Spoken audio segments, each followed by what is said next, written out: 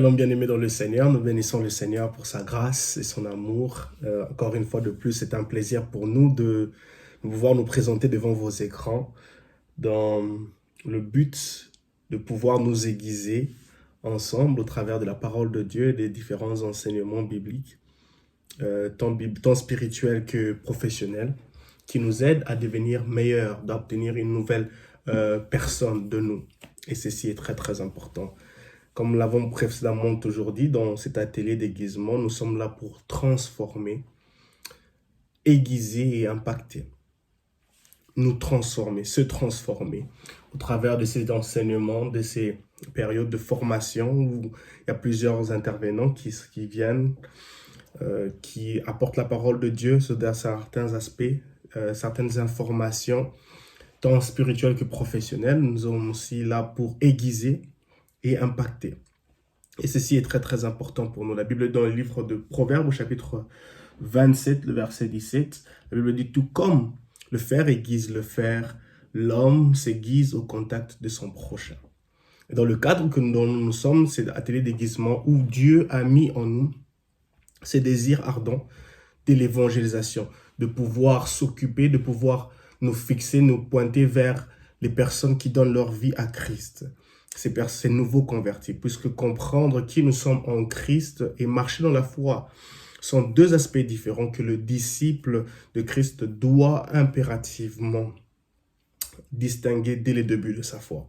Et ceci est vraiment le désir de notre cœur, que tout un chacun d'entre nous soit capable de distinguer ces deux aspects. Et les affermissements de base aident à régler ce problème. Lorsqu'on est bien affermi, ça permet que nous puissions avoir une marche chrétienne correcte, effective et bien assidue, bien assise dans la foi chrétienne, bien assise dans les Saintes Écritures. Et nous devenons c'est alors que nous devenons utiles pour la communauté, dans l'assemblée chrétienne où nous sommes en train d'évoluer.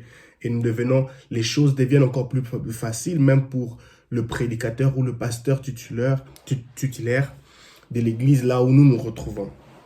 Et cela est très très important pour nous. Et c'est le désir de notre cœur que nous soyons cet outil par lequel Dieu nous utilise pour pouvoir impacter, aiguiser et transformer ces milliers de gens où Christ lui-même nous a demandé d'aller prêcher aux nations, annoncer la bonne nouvelle du salut, la bonne nouvelle de Jésus-Christ, pour leur dire que Jésus leur aime, qu'il y a de l'espérance pour leur futur seul en Jésus-Christ. Et depuis un certain temps, nous avons un ardent désir non seulement pour de gagner les âmes à Christ, mais aussi de les aider à grandir dans la foi en utilisant des outils simples et efficaces. C'est la raison pour laquelle nous avons cet atelier d'aiguisement sur les réseaux sociaux où nous utilisons différents matériels didactiques, des affermissements, des livres qui nous permettent de pouvoir approcher certains sujets pour pouvoir être efficace dans notre approche vis-à-vis de ceux-là qui donnent leur vie à Christ, de leur aider, de leur secourir, de leur montrer le chemin à suivre, de montrer les bonnes bases qui leur aideront à avoir une marche chrétienne effective et correcte aux yeux de Dieu. Et cela est très très important. Et nous voulons le faire avec simplicité.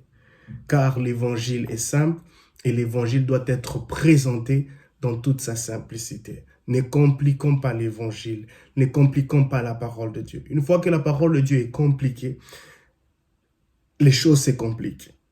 Et ça peut amener une certaine frustration et un déroutement de la sainte doctrine, de la parole de Dieu dans toute sa vérité, dans toute sa simplicité, dans toute son origine. Et ceci est très très important pour nous de comprendre cela. Donc voilà, atelier d'aiguisement, une vision, un désir ardent qui vise le bon cheminement, qui vise les nouveaux convertis dont ils ont besoin de notre secours. Et cela ici est très très important. Dans le livre de Actes, au chapitre 22, Actes, chapitre 22, premier verset au verset 21, c'est une histoire merveilleuse de l'apôtre Paul, dont nous pensons que c'est une histoire de ce chapitre de 22, du premier verset au verset 21, est un outil, je dirais, est un passage biblique des Écritures où Paul exprime, où Paul se présente, où Paul présente sa vie sans Christ, avec Christ et sa marche chrétienne. Et sa vie avec Christ, sa marche avec Christ. 3 étapes très, très importantes. Mais j'aimerais nous baser sur le livre de versets 11 et 12, où il dit, « Mais je n'y voyais plus. L'éclat de cette lumière m'avait aveuglé. Alors mes compagnons m'ont pris par la main pour me conduire. Et c'est ainsi que je suis arrivé à Damas. » Verset 12, je suis dans la version Sermeur. Verset 12, « Il y avait là un certain Ananias, un homme pieux, qui observait fidèlement la loi. Il était estimé de tous les Juifs de la ville. » C'est merveilleux. Ces deux passages, le verset 11, le verset 12, nous montrent qu'il fut tenu par la main et on le conduisit à Damas. En tant qu'enfant de Dieu, en tant que converti, en tant que évangéliste, en tant que ces personnes qui veulent gagner des âmes, qui veulent faire ce dont Dieu nous demande de faire. Nous devons être capables de secourir. Nous devons être capables de tenir la main des nouveaux convertis, de leur secourir, d'être là pour eux lorsqu'ils donnent leur vie à Christ, de leur aider dans leur nouvelle marche chrétienne dans la lumière du Christ. Et ceci est très, très important. Et on voit dans ce verset 11 et verset 12 du chapitre 22 qu'Ananias était un disciple pieux et estimé par les autres. Il avait une très, très bonne réputation. Il avait une très, très bonne réputation. Et il observait fidèlement la loi. Il était déjà assidu. Il avait déjà plusieurs années dans la vie chrétienne. Il observait la loi fidèlement. Il était connu de tous. Il avait une bonne réputation. Et nous pouvons voir que Ananias était le premier encadreur de Paul. Paul qui a reçu Christ, Paul qui a vu cette lumière frapper ses yeux, il devient aveugle, mais on l'amène à Damas. Et c'est Ananias son premier encadreur. En tant qu'enfants de Dieu, nous sommes appelés à gagner des âmes. Nous sommes appelés à être au secours de ces personnes qui donnent leur vie à Christ. Ne pas leur brutaliser, ne pas leur frustrer, mais cheminer avec eux, leur encadrer, être leur secours, être cette personne qui arrive à répondre à leurs questions, à leurs besoins de leur foi chrétienne, ces questions qui tourmentent leur vie chrétienne, leur relation avec Christ, où ils se posent la question, est-ce que je suis juste? Est-ce que je vais perdre ma foi? C'est ci, c'est là, qu'est-ce qui va m'arriver si je tombe dans le péché? Leur compréhension dans le salut, toutes ces questions-là. Et nous, en tant que des Ananias, nous devons être capables de leur encadrer. Encadrer ces Paul qui ont une destinée radieuse, qui ont des potentiels que Dieu a mis en eux, du moment où ils décident de changer leur vie, du moment où ils ont décidé de leur donner leur vie à Christ. Leur vie est transformée. Maintenant, ils ont besoin d'avoir des encadreurs, des personnes qui leur secourent, des personnes qui leur aident. Et ceci est très, très important pour nous. Et nous voyons que non, Ananias jouera un rôle très, très important dans les débuts de la foi chrétienne, de la marche chrétienne de l'apôtre Paul. Il constitue le premier contact du nouveau croyant aux réalités et aux valeurs de la nouvelle vie. Nous devons être des Ananias.